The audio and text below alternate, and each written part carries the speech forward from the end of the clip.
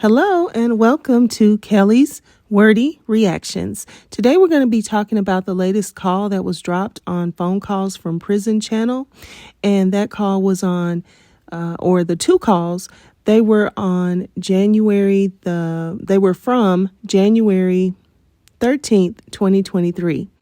All right. And so this is the call or one of the calls that we've all been waiting for. I know I have.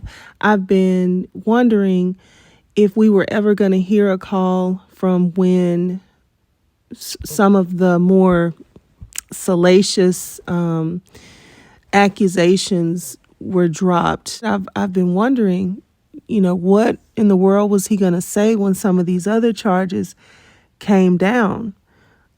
Because in real time, we know that, what he's facing. But in the past, all these different charges had to have, took months to show up. So this is this is the call, or this is the two calls.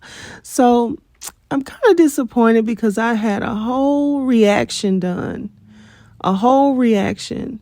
based upon listening to the video just as is, and I saw it was an hour, so I reacted. My reaction video was from the beginning, and I only got maybe 20 minutes in, and I had such a long, that it was long listening to it and doing the commentary, so it was about 45 minutes, and I was like, okay, I'm gonna have to stop here, and then I'll get back in and listen and react until I get finished with it.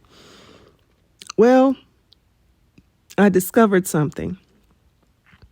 So when I got to the end of the video, so keep in mind, I've done my reaction video. I just haven't put it out because I did have to go in. I tried to go in and cut things out. It still didn't make it super short. So I haven't released my reaction yet. So as I'm listening to the full call from Phone Calls from Prison, I'm listening to the whole thing after I did my reaction video, and we get to the very end when the call says 1 minute left. We get all the way to the end, and I'm gonna show you what happens. I just have to believe God. That's all we have. That's all we have. That's it. We don't have anything else. So I might have to go, if I go to a barn hearing again tomorrow or Monday.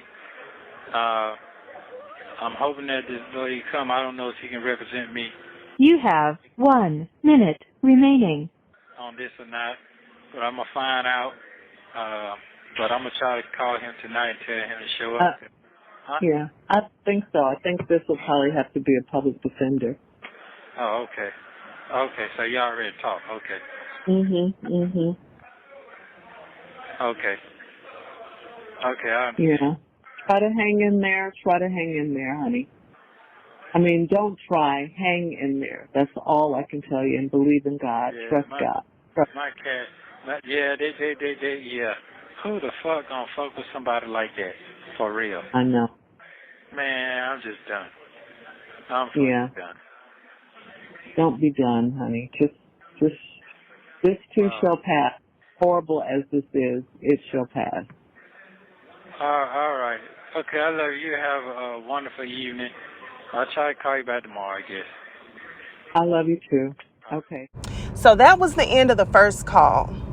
So what we saw in this call was that Ernesto started the call out telling Shirley about the new charges, about the pictures, telling her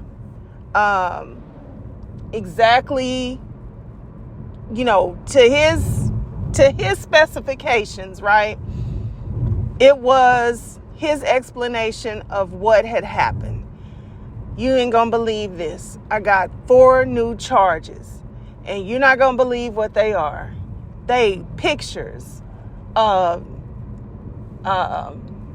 sea people and under a certain age, right? So he's laying it out for her.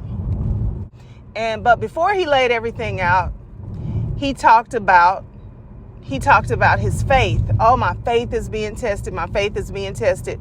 And if you've watched any of my videos before, what I noticed in listening to these calls is that Ernest does like a sandwich effect with Shirley. Okay.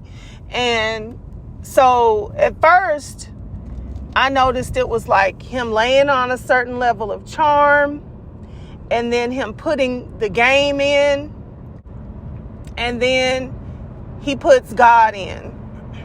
So now I'm going to call it more so like a salad because he's got her to a certain level where he doesn't have to do it the same all the time, as long as he puts certain ingredients in it.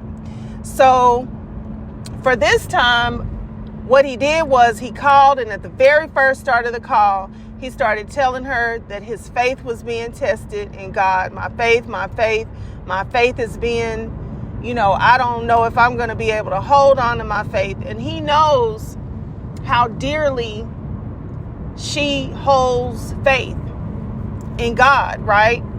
So he's just using her own faith against her. That's just point blank period. That's what he's doing, just using her own faith against her. And he starts in driving this point home, right? Looking for some consolation, and he's definitely going to get it, but he pours that in, he fluffs that into this salad first, right? The God piece. So then after that, he goes in and puts in his game, which this time, like I said, it was actual, pretty decent actual facts, because, after all, he knows he's gotta own up to it. So he goes ahead and puts these facts in. And so that's his game for today, giving her the facts but it's still game in with it, because of course he's making it sound like his version of these accusations is that he was, set up, he's being framed, whatever they understand about his charges. This is just another layer of it. It's just like somebody is really trying to like go ahead and bury him, with these charges, but it's really the same thing. Somebody's doing this to me, and they already understand who that somebody is and what they're doing, or they understand it's a system of people that want to see them fail as a couple. Some system of people want to see them or him fail as a businessman, her not have the man, I don't know, whatever it is that they believe about it. These charges basically is like another layer of that. Okay, so this is the other piece he puts in. And when we hear Shirley say something, when we hear her get her word in edgewise to answer what he's saying, she comes straight out the gate with, well, honey, you cannot lose your faith. Whatever happens, you cannot lose your faith. And I was shocked. I was appalled. I was flabbergasted, because she didn't even address the actual, what he said. It was almost like she didn't even hear what he had told her he had been charged with, right? So now we get to the end of the call. We get to the end of the call, and I'm fixing to order myself some coffee at McDonald's. So I'm gonna, when it's my turn, I'm gonna be ordering my coffee. But we get to the end of the call, and guess what? We find out she already knows. That's why she didn't sound excited or astonished or flabbergasted or taken aback, or she's already been made aware of the charges. Shirley has already had a conversation with Ernesto's attorney, and she's already had an opportunity to digest this information. She's also already had an opportunity to formulate her own opinion and feel how she's going to feel about it. And that's why we don't see the big reaction from Shirley, because she already knew. When he told her, she already knew. She already went through all that. Whatever she went through, and it may not have still been a big reaction, right? But whatever she went through, when the lawyer told her, whatever she went through, she already went through it. She already went through it when the lawyer told her. Okay? So all of it almost like flattened out my whole reaction video. Except for I did say unless she already knew. But then when I said unless she already knew, when I was giving my reaction to what happened, right? I said, even if she already knew, why doesn't she have any questions? I still feel like she should have had questions for him. But you know why she didn't have any questions for him? Because she's trained. She's trained. He's already trained her to not go certain places with him on that phone and possibly in general. So she's fully trained to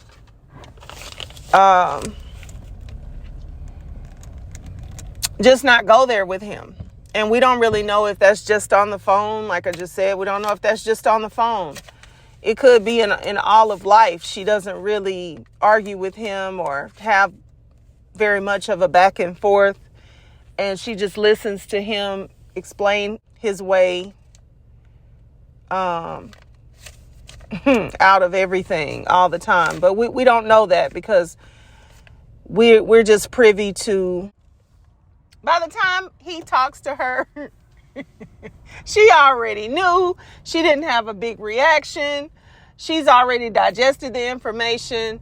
She feels about it, how she feels about it, and whether she is, faking the funk, or she actually really does,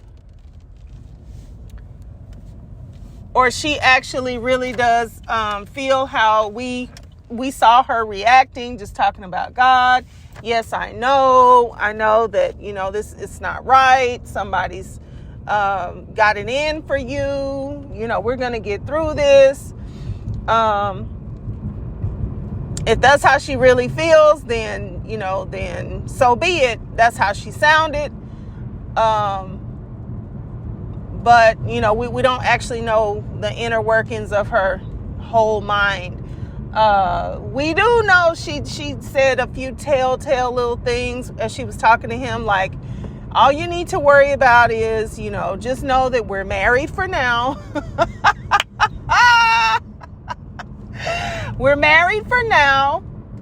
She was giving him a little bit more of a pushback with certain things that he said. What do you mean? You don't want me to talk to the attorney?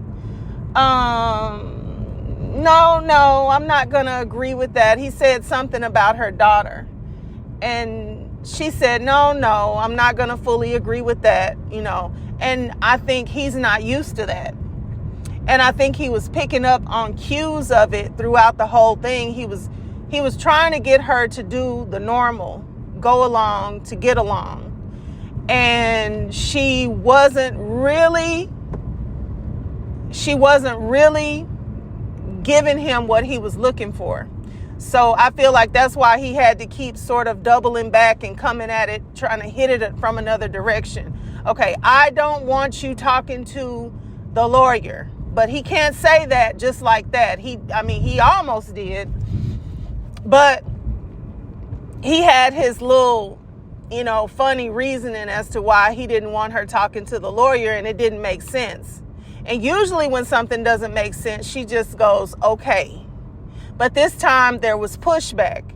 There was little pushbacks. There was little glimmers of hope for Shirley, okay, in this conversation. It wasn't big. It wasn't anything outstanding.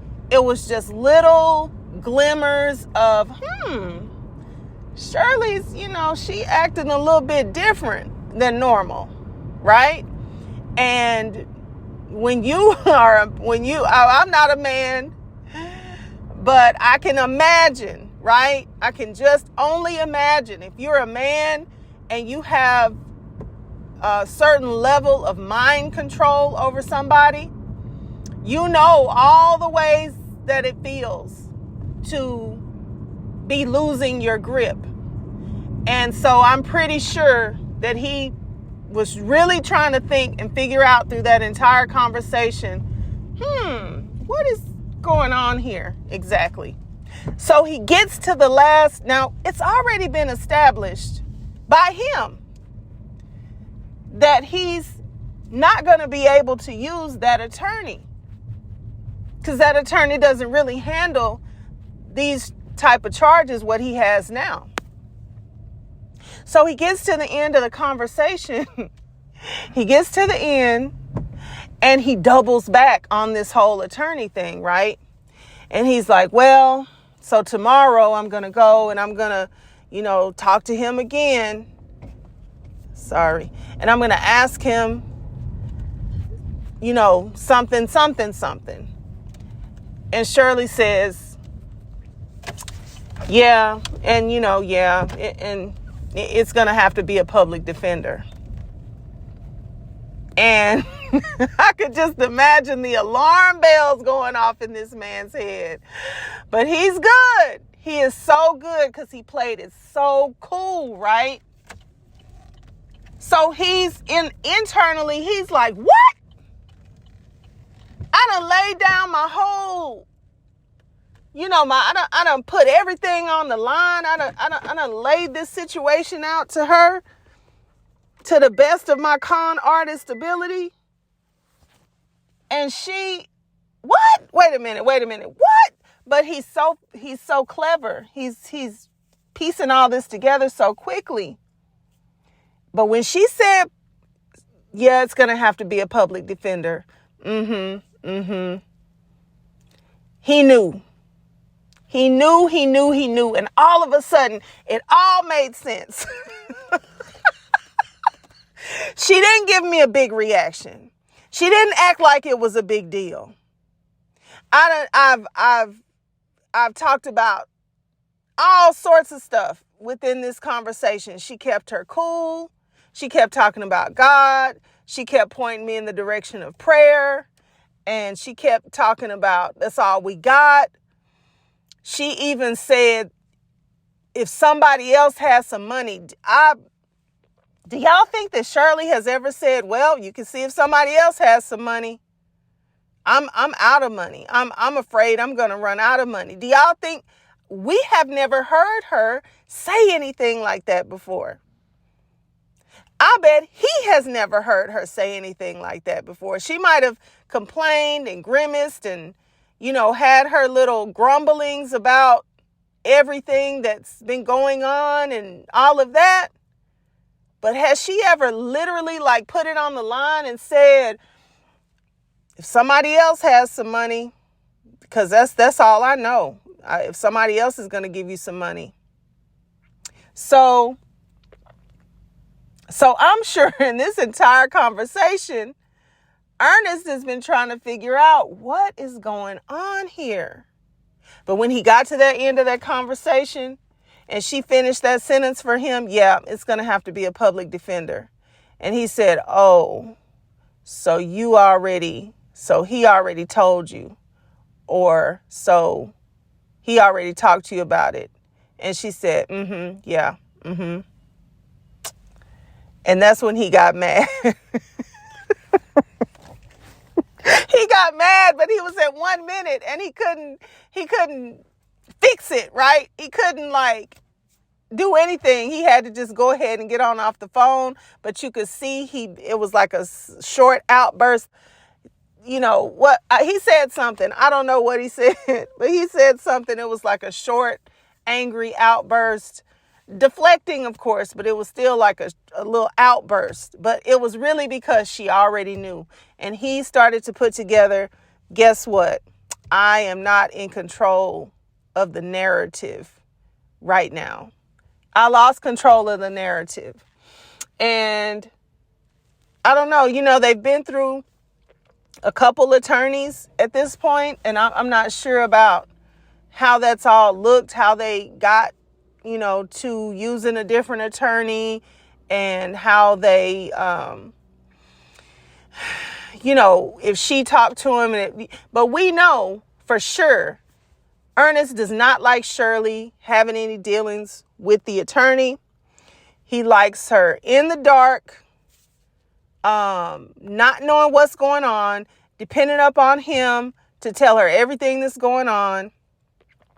He doesn't want to tell her anything that she can do practically because he wants to be in charge of the narrative. He wants to be able to tell her whatever he wants to say, and so that she can believe him, so that she can be led by his story, so that he gets his first bid in. And because it's her husband and she loves me and she wants to believe me desperately. She desperately wants to believe me, and she does believe me.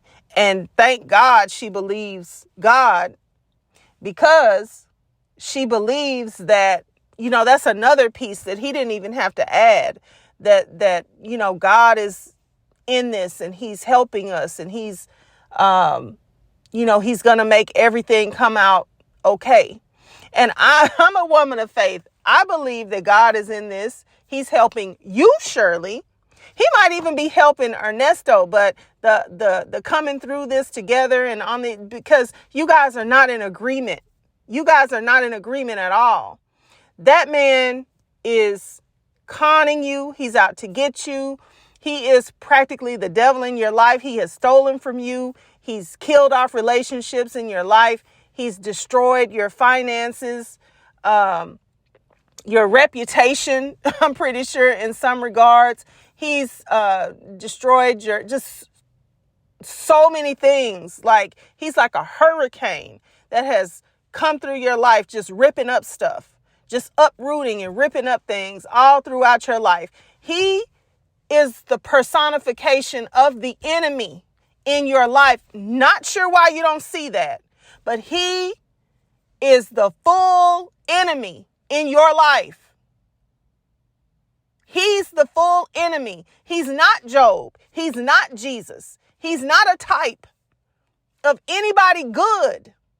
Nothing good. He is only a type of the enemy, of stealing and killing and destroying all up in and through your life. And I don't know why Shirley don't see that, right? So yes, God is faithful.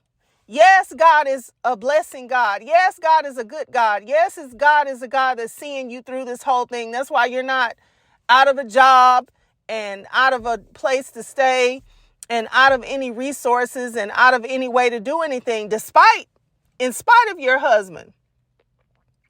That's why you're still on top, because you love God and God loves you.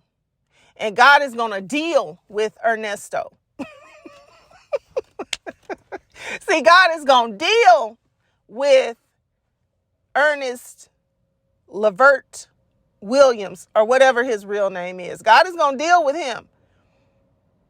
And he could become his child as long as he's drawing a breath. You're a child of God, and he's doing his best to take you down behind your back, while in front of your face and behind your back. On every side, this man is taking you down. And for whatever reason, Shirley does not see that. She does not see that. And so there you have it.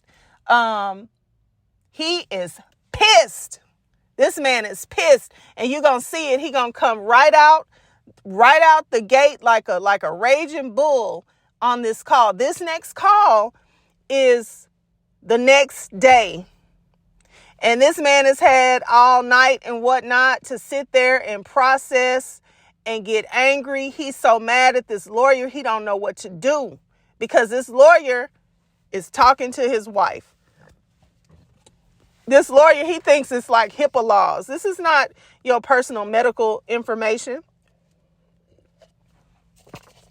This ain't that, sir. That man, he can talk to that woman. She's paying him. He can talk to her.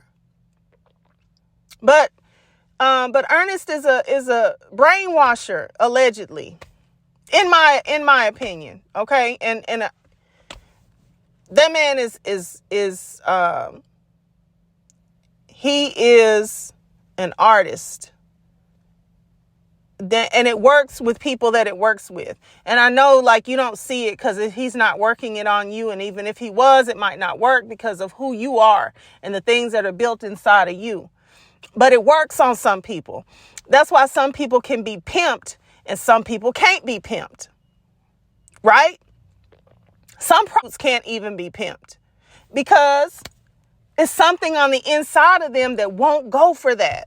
Right? But then you got another sector of prostitutes that have pimps, and they can be pimped, and they are going to be pimped, and that they want to be pimped because it's something on the inside of them that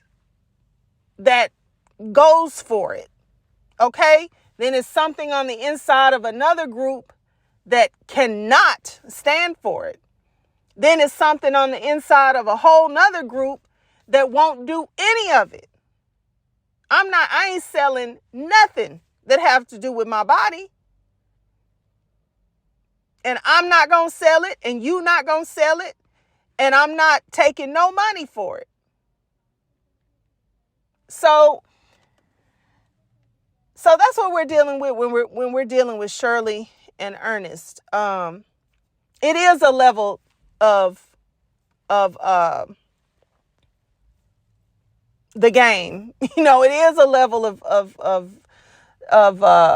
like a pimp mentality. You know, not that she's in any sort of prostitution or anything like that, but he has a certain level of mind control over her, and he's angry right now because the lawyer came in and didn't give him an opportunity to lead the narrative. And so that's what this next call is about. The whole next call is about him. This is my opinion. I think he's trying to act out so much that Shirley just throws her hands up and says, okay, whatever you want to do, you talk to him, and, you know, I'll just leave that up to you. So I think he's just trying to like kick and scream all kind of different directions so that she will give him his way and allow him to, and tell him that, okay, you talk to the lawyer. I won't talk to him. Yeah, you're right. That's wrong. He's out of order. And so you just deal with him. That's what he wants. And he's going in different directions trying to get it.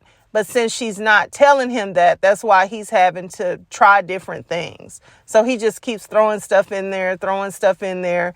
He ain't really saying, he's not really like saying anything one way or the other. And I think we see that. We can't tell if he's saying that the charges aren't true or the way that they have the charges aren't true. Of course, he's saying all of the charges aren't true anyway, but he's trying to make it be that his lawyer was just so wrong for how he presented the information. And it wasn't even like that. We know none of it is really true, but the way that he presented it to you, and I think he's trying to get information out of Shirley at the same time, but it's so confusing that she doesn't even understand how to read the situation and give him what he's looking for. So it's just a big hot mess. But at the same time, what he's really looking for is for her to just give him his way. And I don't think he's gonna get that out of Shirley anymore because it's too many things wrong.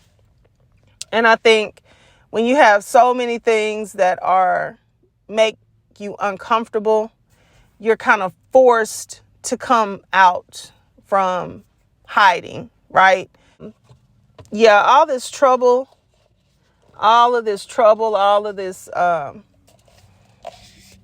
uncomfortable discomfort, all the discomfort that Shirley has to be going through, it has to be making her come out, making her see the light, making her look at things a different way, because everything is like it's uncomfortable on every side, And she said it. And then she told him, she was like, I said that yesterday, that I don't have this and I don't have that after having known you.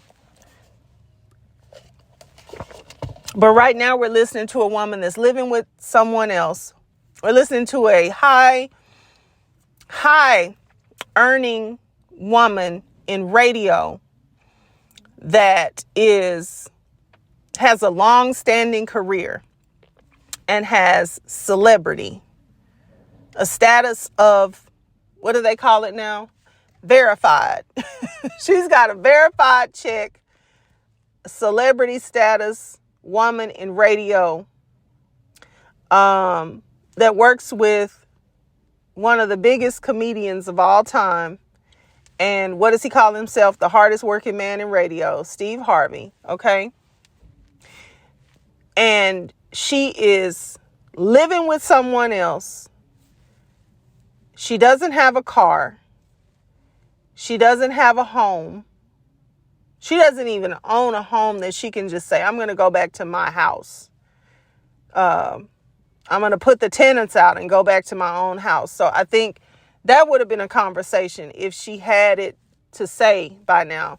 But she doesn't have anything, anywhere to go back to. So she's having to acquire everything. And then she's got a daughter who she's paying rent for, but her daughter and her have such a busted up relationship, she can't go stay with her daughter where she's paying rent. So she has nothing. No car, no place to live. She does have a job, thank God. Her husband is in jail with all sorts and types of charges. And she's just standing there, left to deal with everything.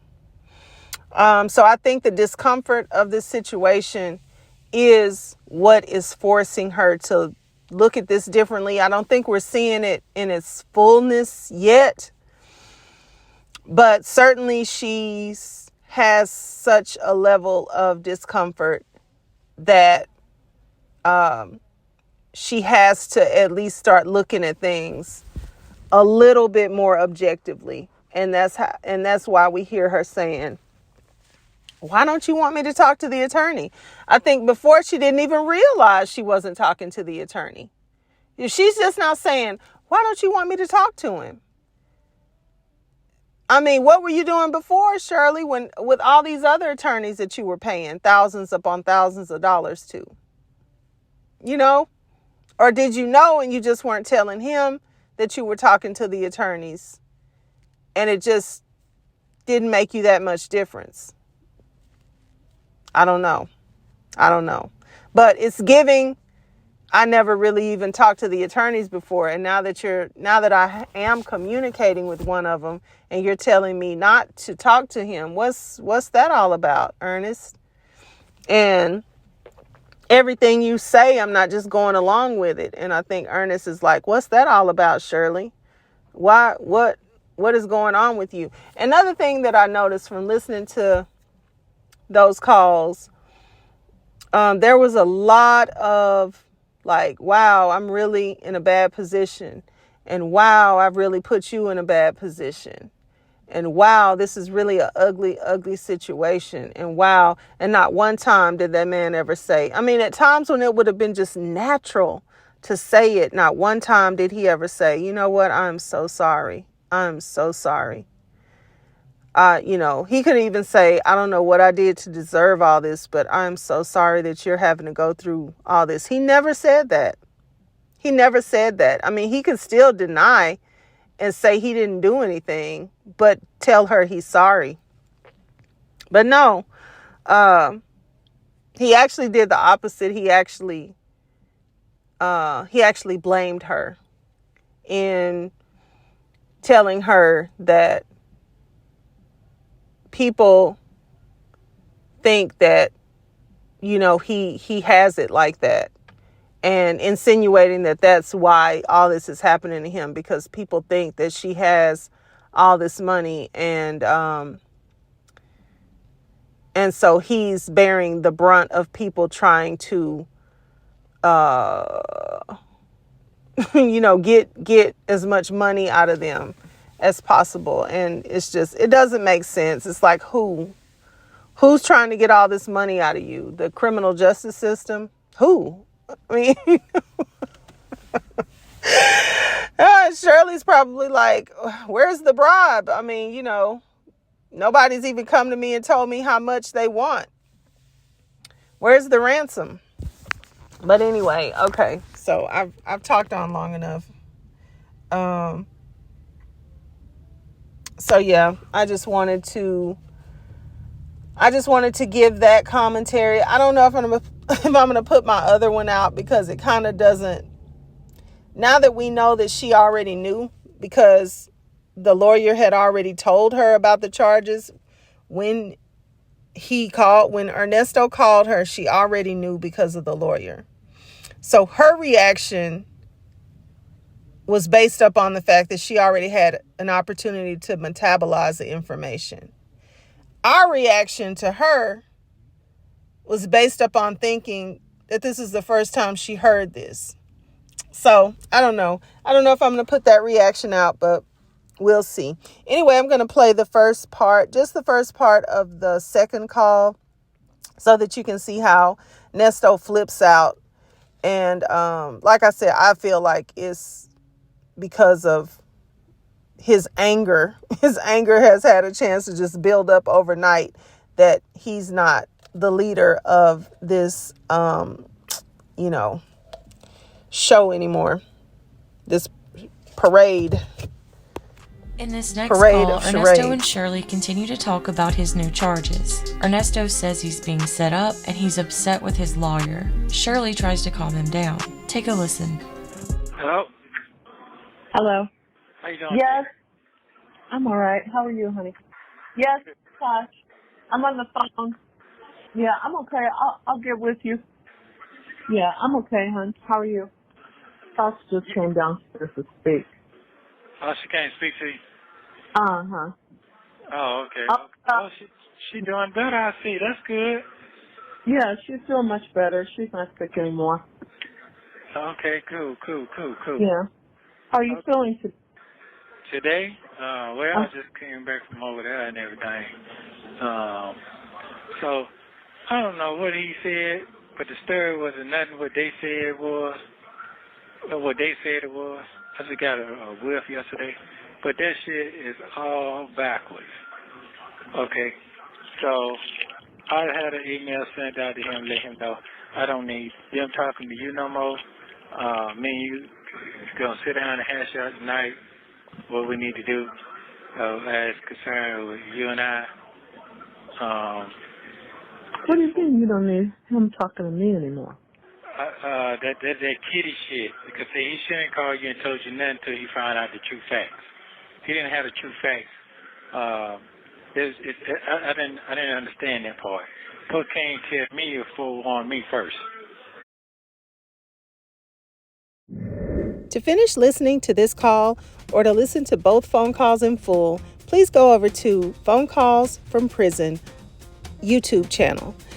And I want to thank you so much for listening to this review today, especially if you got here all the way to the end. Thank you so much for subscribing if you are a new subscriber. If you're not, please go ahead and just hit that subscribe bell so that you can come back for all of the analyzations for this story and other stories to come.